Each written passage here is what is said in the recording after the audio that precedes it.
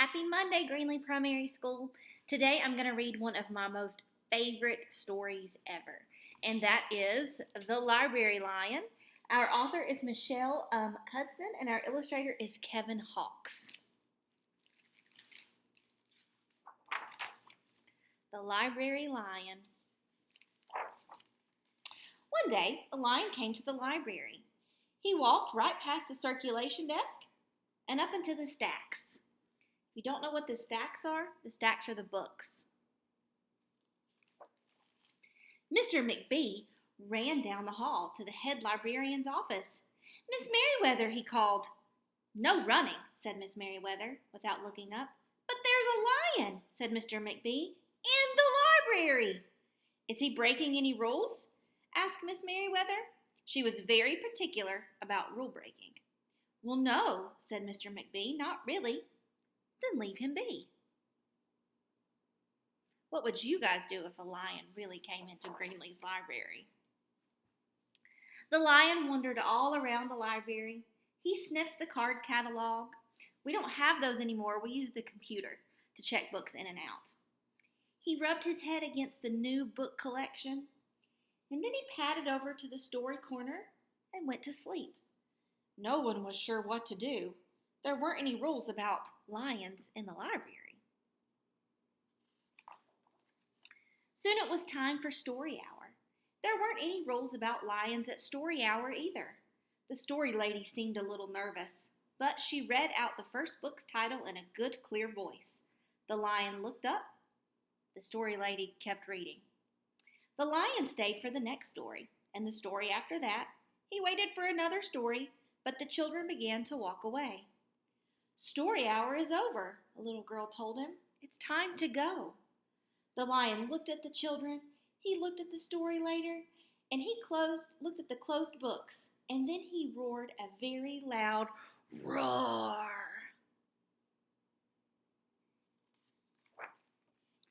Miss Merriweather came striding out of her office.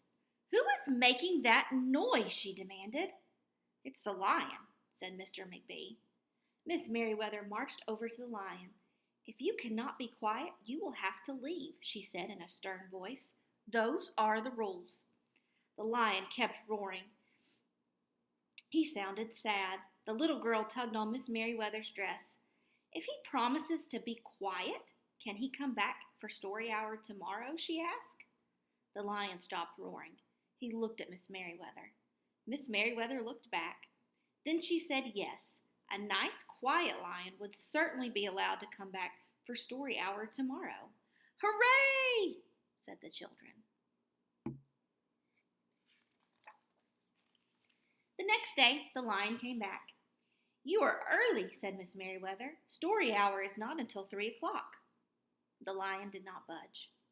"Very well," said Miss Merriweather. "You might as well make yourself useful." She sent him off to dust the encyclopedias until it was time for story hour. The next day the lion came early again. This time Miss Merriweather asked him to lick all of the envelopes for the overdue notices. Soon the lion began doing things without being asked. He dusted the encyclopedias, he licked the envelopes, he let small children stand on his back to reach books on the highest shelves. Then he curled up in the story corner to wait for story hour to begin.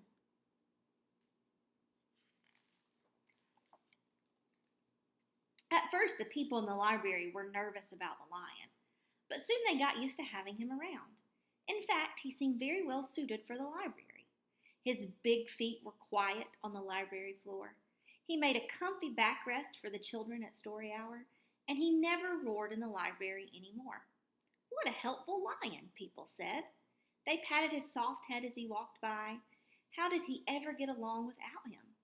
Mr. McBee scowled when he heard that. They had always gotten along fine before.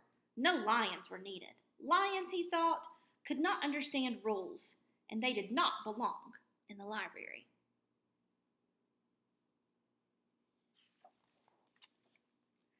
One day, after he had dusted all the encyclopedias and licked all of the envelopes and helped all the small children, the lion padded down the hall to Miss Merriweather's office to see what else there was to do. There was still some time left before story hour. "Hello, Lion," said Miss Merriweather. "I know something you can do. You can bring a book back into the stacks for me. Just let me get it down from the shelf." Miss Merriweather stepped up onto the step stool. The book was just out of reach. Miss Merriweather stood on her toes and stretched out her fingers. "Almost there," she said. Then Miss Merriweather stretched a little too far.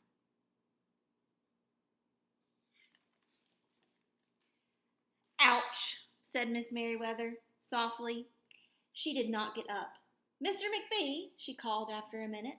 "Mr. McBee." But Mr. McBee was at the circulation desk. He could not hear her calling. "Lion," said Miss Merriweather, "please go and get Mr. McBee." The Lion ran down the hall. "No running," Miss Merriweather called after him. He put his big front paws on the circulation desk and looked at Mr. McBee. "Go away, Lion," said Mr. McBee. "I'm busy." The Lion whined. He pointed his nose down the hall toward Miss Merriweather's office. Mr. McBee continued to ignore him. Finally, the Lion did the only thing he could think to do. He looked at Mr. McBee right in the eye, and then he opened his mouth very wide, and he roared the loudest roar he had ever roared in his life. Help me out right here. Help me roar. Roar! It even scared Mr. McBee. Mr. McBee gasped. "You're not being quiet," he said to the Lion. "You're breaking the rules." Mr. McBee walked down the hall as fast as he could. The Lion did not follow him. He had broken the rules. He knew what that meant. He hung his head and walked toward the doors. Mr. McBee did not notice. "Miss Merriweather," he called as he walked. "Miss Merriweather, the Lion broke the rules. The Lion broke the rules." He burst into Miss Merriweather's office. She was not in her chair. "Miss Merriweather?" he asked. "Sometimes," said Miss Merriweather, from the floor behind her desk, "there is a good reason to break the rules, even in the library. Now please go call a doctor. I think I've broken my arm." Mr. McBee ran to call a doctor. "No running," Miss Merriweather called after him. The next day, things were back to normal. Almost. Miss Merriweather's left arm was in a cast. The doctor had told her not to work too hard. "I'll have my Lion to help me," Miss Merriweather thought. But the Lion did not come to the library that morning. At 3 o'clock, Miss Merriweather walked over to the story corner. The story lady was just beginning a story for the children. But the Lion wasn't there. People in the library kept looking up from their books and computer screens, hoping they would see a familiar furry face. But the Lion did not come that day. The Lion did not come the next day either, or the day after that.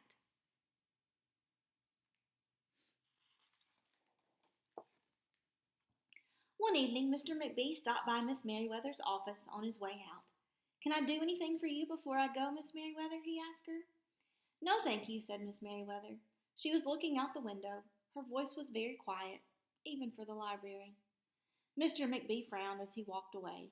He thought there probably was something he could do for Miss Merriweather, after all. Mr. McBee left the library, but he did not go home. He walked around the neighborhood. He looked under cars, and he looked behind bushes. He looked in backyards and trash cans and tree houses. Who do you think he's looking for? Finally, he circled all the way back to the library. The Lion was sitting outside, looking in through the glass doors. "Hello, Lion," said Mr. McBee. The Lion did not turn around. "I thought you might like to know," said Mr. McBee, "that there's a new rule at the library. No roaring aloud unless you have a very good reason. Say if you're trying to help a friend who's been hurt, for example." The Lion's ears twitched. He turned around, but Mr. McBee was already walking away. The next day, Mr. McBee walked down the hall to Miss Merriweather's office. "What is it, Mr. McBee?" asked Miss Merriweather in her new, sad, quiet voice. "I thought you might like to know," said Mr. McBee, "that there's a lion in the library." Miss Merriweather jumped up from her chair and ran down the hall. Mr. McBee smiled. No running, he called after her. Miss Merriweather didn't listen. Sometimes there was a good reason to break the rules, even in the library. The end. All right. So I have also posted 2 links today. The first link is to learn about lions in the wild. And then the second link is to watch a live video cam. I think it's from the Smithsonian Zoo of those lions in captivity, but you can see what they're doing in real time, which is pretty cool. All right, so goodbye until tomorrow, guys. Have a great rest of the day.